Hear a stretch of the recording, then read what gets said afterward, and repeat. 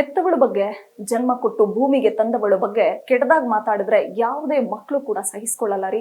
ಅದೇ ರೀತಿ ಪವಿತ್ರ ಜೈರಾಮ್ ಅವರ ಮಕ್ಕಳು ಕೂಡ ತನ್ನ ತಾಯಿ ಬಗ್ಗೆ ಕೆಟ್ಟದಾಗ ಮಾತನಾಡ್ತಿರ್ತಕ್ಕಂಥ ಜನರಿಗೆ ತಿರುಗೇಟು ಕೊಡುವಂತ ಕೆಲಸವನ್ನ ಮಾಡಿದ್ದಾರೆ. ಪವಿತ್ರ ಜೈರಾಮ್ ಅವರು ನಿಧನದ ನಂತರ ಸಹನಟನಾಗಿದ್ದಂತಹ ಚಂದ್ರಕಾಂತ್ ಅವರು ಕೂಡ ಆತ್ಮಹತ್ಯೆಗೆ ಶರಣಾದ್ರು. ಚಂದ್ರಕಾಂತ್ ಯಾವಾಗ ಸಾವನ್ನಪ್ಪಿದ್ರೋ ಚಂದ್ರಕಾಂತ್ ಕುಟುಂಬಸ್ಥರು ನಮ್ಮ ಮಗನ ಸಾವಿಗೆ ನೇರವಾಗಿ ಪವಿತ್ರನೇ ಹೊಣೆ ಅಂತ ದೂರ್ತಾ ಇದ್ದಾರೆ. ಚಂದ್ರಕಾಂತ್ಗೆ ಈ ಹಿಂದೆ ಮದುವೆ ಆಗಿತ್ತು, ಅವ್ರಿಗೂ ಕೂಡ ಮಕ್ಕಳಿದ್ರು ಅನ್ನುವಂಥ ಸುದ್ದಿ ಬೆಳಕಿಗೆ ಬಂದಿದೆ. ಕುಟುಂಬಸ್ಥರು ಕೂಡ ಮಾತಾಡಿದ್ದಾರೆ, ಅವ್ರ ಪತ್ನಿ ಕೂಡ ಮೀಡಿಯಾಗೆ ಮಾತಾಡಿದ್ದಾರೆ. ಯಾವಾಗ ನನ್ನ ಗಂಡನ ಬಾಳಲ್ಲಿ ಪವಿತ್ರ ಬಂದ್ರೋ ಅವಾಗ ನಮ್ಮ ಸಂಸಾರದಲ್ಲಿ ಬಿರುಗಾಳಿ ಹೇಳ್ತು. ಸೊ ನನ್ನಿಂದ ದೂರ ಆದ್ರು, ಮಕ್ಕಳನ್ನ ನೋಡ್ಲಿಕ್ಕೆ ದೇಖ್ಲು ಬರ್ತಾ ಇರ್ಲಿಲ್ಲ ಚಂದ್ರಕಾಂತ್ ಅವರು ಅಂತ ಅವರು ಕೂಡ ಆರೋಪವನ್ನ ಮಾಡ್ತಾ ಇದ್ರು. ಇದು ಎಷ್ಟು ಸರಿ ಎಷ್ಟು ಸುಳ್ಳು ಅನ್ನೋ ವಿಚಾರಗಳು ಗೊತ್ತಿಲ್ಲ. ಬಟ್ ಚಂದ್ರಕಾಂತ್ ಅವರ ತಾಯಿ ಕೂಡ ಹೇಳ್ತಾ ಇದ್ರು, ಪವಿತ್ರ ಜೈರಾಮ್ ಅವರು ನಮ್ಮ ಮಗನ ಅಂದ್ರೆ ಬದುಕಲ್ಲಿ ಬಂದ ಮೇಲೆ ನಮ್ಮ ಜೀವನನೇ ಸರ್ವನಾಶ ಆಗೋಯ್ತು. ಹೆತ್ತ ತಾಯಿಗೂ ಕೂಡ ಬೆಲೆ ಕೊಡ್ತಿರ್ಲಿಲ್ಲ, ನಮ್ಮನ್ನ ನೋಡ್ಲಿಕ್ಕೂ ಕೂಡ ಬರ್ತಾ ಇರ್ಲಿಲ್ಲ. ಸೊ ನಮ್ಮ ಸೊಸೆ ನೋಡಕ್ಕೂ ಬರ್ತಾ ಇರ್ಲಿಲ್ಲ, ಟೋಟಲಿ ಮನೆಗೆ ಬರ್ತಿರ್ಲಿಲ್ಲ, ಮಕ್ಕಳನ್ನು ಕೂಡ ನೋಡ್ತಾ ಇರ್ಲಿಲ್ಲ ಅಂತ ನಿನ್ನೆ ಮಾಧ್ಯಮಗಳ ಮೂಲಕ ಮಾತಾಡ್ತಾ ಇದ್ರು.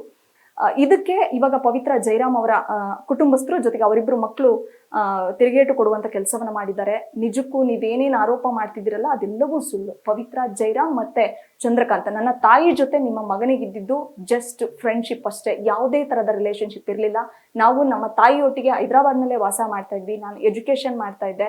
ನಮ್ಮ ಅಣ್ಣ ಚಂದ್ರಕಾಂತ್ ಇವರು ಪವಿತ್ರ ಜೈರಾಮ್ ಅವರ ಮಗ ಕೂಡ ಹೇಳಿಕೆಗಳನ್ನ ಕೊಟ್ಟಿದ್ದಾರೆ. ನಮ್ಮ ಅಮ್ಮನಿಗೆ ಚಂದ್ರಕಾಂತ್ ಜೊತೆ ಯಾವುದೇ ತರದ ರಿಲೇಶನ್ಶಿಪ್ ಇರ್ಲಿಲ್ಲ, ಅವ್ರದ್ದು ಪ್ಯೂರ್ ಫ್ರೆಂಡ್ಶಿಪ್ ಅಷ್ಟೇ. ತ್ರಿನಯನಿ ಅಂತ ಒಂದು ಸೀರಿಯಲ್ ಬಂತು, ನಿಮ್ಮೆಲ್ರಿಗೂ ಗೊತ್ತೇ ಇದೆ. ಅದರಲ್ಲಿ ಇಬ್ರು ಕೋಸ್ಟಾರ್ ಆಗಿ ಆಕ್ಟ್ ಮಾಡಿದ್ರಿಂದ ಅಲ್ಲಿಂದ ಸ್ನೇಹ ಶುರುವಾಗಿತ್ತು, ಒಳ್ಳೆ ಬಾಂಡಿಂಗ್ ಇತ್ತು, ಪರಸ್ಪರ ಕಷ್ಟ ಸುಖ ಹಂಚ್ಕೊಳ್ತಿದ್ರು.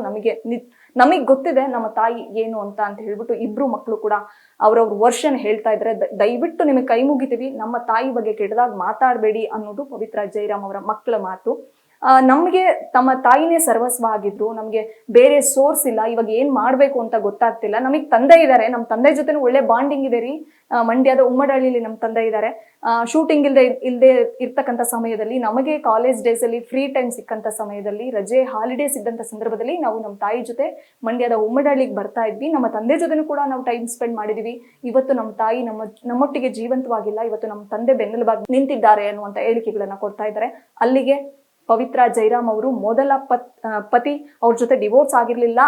ಯಾಕಂದ್ರೆ ಇವತ್ತು ಮಕ್ಳು ಹೇಳಿಕೆ ಕೊಡ್ತಿದಾರಲ್ಲ, ನಾವು ನಮ್ಮ ತಂದೆ ಜೊತೆ ಚೆನ್ನಾಗಿದ್ದೀವಿ, ನಮ್ಮ ತಂದೆನೇ ಇವಾಗ ನಮ್ಗೆಲ್ಲ ಅನ್ನುವ ಆಧಾರ ಸ್ತಂಭನೇ ನಮ್ಮ ತಂದೆ ಅಂತ ಹೇಳಿಕೆಯನ್ನು ಕೊಡ್ತಿದ್ದಾರೆ. ಪಕ್ಕದಲ್ಲಿ ಅವ್ರ ತಂದೆ ಕೂಡ ನಿಂತ್ಕೊಂಡು ಮಕ್ಕಳಿಗೆ ಸಪೋರ್ಟಿವ್ ಆಗಿ ನಿಂತಿದ್ದಾರೆ. ಕೆಲ ಮಾಧ್ಯಮಗಳಲ್ಲಿ ಜೊತೆಯಾಗಿ ನಿಂತೆ ಸ್ಟೇಟ್ಮೆಂಟ್ ಅನ್ನ ಕೊಡ್ತಾ ಇದ್ದಾರೆ. ಅವ್ರ ಮಗಳಂತೂ ದಯವಿಟ್ಟು ಕೆಟ್ಟದಾಗಿ ನನ್ನ ತಾಯಿ ಬಗ್ಗೆ ಮಾತಾಡ್ಬಿಡಿ, ನಮ್ದು ಭವಿಷ್ಯ ಇದೆ, ನಾನು ಇನ್ನು ಚಿಕ್ಕವಳು, ನಮ್ಮ ಅಣ್ಣ ಇದ್ದಾನೆ. ಸೊ ನೀವು ಕೆಟ್ಟದಾಗ ಮಾತಾಡೋದ್ರಿಂದ ಕೆಲ ಸಂಬಂಧಿಕರಿಗೆ, ಆಡ್ಕೊಳ್ಳೋರಿಗೆ ನಮ್ಮ ಜೀವನ ಅವ್ರ ಬಾಯಲ್ಲಿ ಬಂದಂತಾಗುತ್ತೆ, ನಮಗೆ ಕಷ್ಟ ಆಗುತ್ತೆ ಎಲ್ಲವನ್ನೂ ಡೈಜೆಸ್ಟ್ ಮಾಡ್ಕೊಳ್ಳಿಕ್ಕೆ. ದಯವಿಟ್ಟು ನಮ್ಮ ಪಾಡಿಗೆ ನಮ್ಮನ್ನ ಬದುಕೋದಿಕ್ಕೆ ಬಿಡಿ. ಇವಾಗ ನಾವು ದಾರಿನೇ ಕಾಣ್ತಿಲ್ಲ, ನಮ್ಮ ತಾಯಿನ ನಾವು ಕಳ್ಕೊಂಡಿದೀವಿ.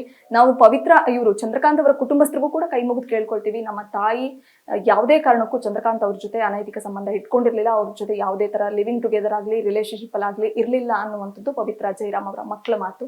ಬಟ್ ಅದೇನೇ ಇರ್ಲಿ ಅವರಿಬ್ಬರ ಮಧ್ಯೆ ಸ್ನೇಹ. ಆದ್ರೆ ಚಂದ್ರಕಾಂತ್ ಅವರು ಸಾವಿಗೆ 2 ದಿನ ಮುಂಚೆ ಕೆಲ ತೆಲುಗು ಮೀಡಿಯಾಗಳಲ್ಲಿ ಮಾತಾಡ್ತಾ ಹೇಳ್ತಿದ್ರು, ಇಲ್ಲ ನಾವಿಬ್ರು ಆರಂಭದಲ್ಲಿ ಸ್ನೇಹಿತರು, ಬಟ್ ಅನಂತರ ನಾವು ನಮ್ಮ ಮಧ್ಯೆ ಒಂದು ಒಳ್ಳೆ ಬಾಂಡಿಂಗ್ ಬೆಳೀತು, ಇಬ್ರು ಕಷ್ಟ ಸುಖ ಪರಸ್ಪರ ಹಂಚ್ಕೊಳ್ತಿದ್ವಿ, ನಾವು ಜೀವನದಲ್ಲಿ ಒಟ್ಟಾಗಿ ಅಂದ್ರೆ ಸೆಕೆಂಡ್ ಇನ್ನಿಂಗ್ ಶುರು ಮಾಡ್ಬೇಕು, ಅಂದ್ರೆ ಹೊಸ ಜೀವನ ಶುರು ಮಾಡ್ಬೇಕು ಅನ್ನುವಂಥ ಕನಸು ಕಟ್ಟಿದ್ದೇನು ನಿಜ, ಅದನ್ನ ಆರಂಭ ಮಾಡ್ಬೇಕು ಅಂತ ಇದ್ವಿ.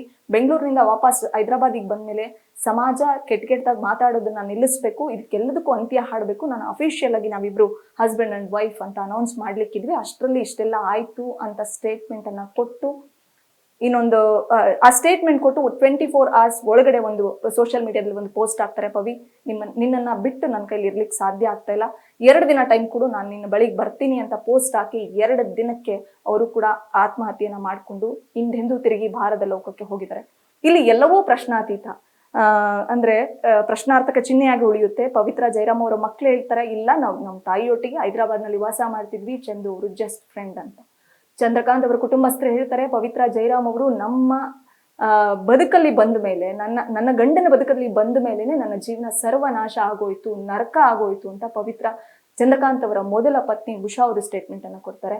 ಅವ್ರ ಕುಟುಂಬಸ್ಥರು ಕೂಡ ಪವಿತ್ರ ವಿರುದ್ಧವಾಗಿನೇ ಹೇಳಿಕೆಗಳನ್ನು ಕೊಡ್ತಾ ಇದ್ದಾರೆ. ಇಲ್ಲಿ ಯಾರದ್ದು ಸರಿ ಯಾರದ್ದು ತಪ್ಪು ಅಂತ ವಿಶ್ಲೇಷಣೆ ಮಾಡೋ ಸಮಯ ಸಂದರ್ಭ ಇದಲ್ಲದೆ ಹೋದ್ರೂ ಕೂಡ ಚಂದ್ರಕಾಂತ್ ಅವರ ಮೊದಲ ಪತ್ನಿ ಮಕ್ಕಳು ಇವತ್ತು ಅನಾಥರಾಗಿದ್ದಾರೆ. ಅವ್ರಿಗೂ ಕೂಡ ಆಧಾರ ಸ್ತಂಭವಾಗಿ ನಿಲ್ಲುವಂತಹ ಮನೆಯ ಯಜಮಾನ ಇಲ್ಲ, ಈ ಕಡೆ ಪವಿತ್ರ ಕುಟುಂಬಸ್ಥ, ಪವಿತ್ರ ಅವರ ಮಕ್ಕಳು ಕೂಡ ಅನಾಥರಾಗಿದ್ದಾರೆ ತಾಯಿಯನ್ನ ಕಳ್ಕೊಂಡು. ಸೊ ತಂದೆ ತಾಯಿಗಳಾದವರು ಡಿಸಿಷನ್ ತಗೊಳ್ಳುವಂತ ವಿಚಾರದಲ್ಲಿ, ಬದುಕನ್ನ ಮುನ್ನಡೆಸುವಂತ ವಿಚಾರದಲ್ಲಿ ಸ್ವಲ್ಪ ಯಾಮಾರಿದ್ರು, ಅಪ್ಪಿ ತಪ್ಪಿ ಕೆಟ್ಟ ಹೆಜ್ಜೆಗಳನ್ನ ಇಟ್ರೆ, ಸ್ಟೆಪ್ ಅನ್ನ ತಗೊಳ್ಳೋ ವಿಚಾರದಲ್ಲಿ ಸಡನ್ ಡಿಸಿಷನ್ಸ್ ಅನ್ನ ತಗೊಂಡ್ರೆ ಅದು ಮಕ್ಕಳ ಮೇಲೆ ಭಾರಿ ಪರಿಣಾಮ ಬೀರುತ್ತೆ ಅನ್ನೋದಕ್ಕೆ ಕಣ್ಣ ಮುಂದಿರುವಂತಹ ಈ ಒಂದು ಜೋಡಿಯ ಒಂದು ಉದಾಹರಣೆನೇ ಸಾಕ್ಷಿ ಅಂತ ಹೇಳ್ಬೋದು. ಇದು ಗ್ಯಾರಂಟಿ ನ್ಯೂಸ್, ಸುದ್ದಿ ಖಚಿತ, ನ್ಯಾಯ ನಿಶ್ಚಿತ. ಗ್ಯಾರಂಟಿ ನ್ಯೂಸ್, ಸುದ್ದಿ ಖಚಿತ, ನ್ಯಾಯ ನಿಶ್ಚಿತ.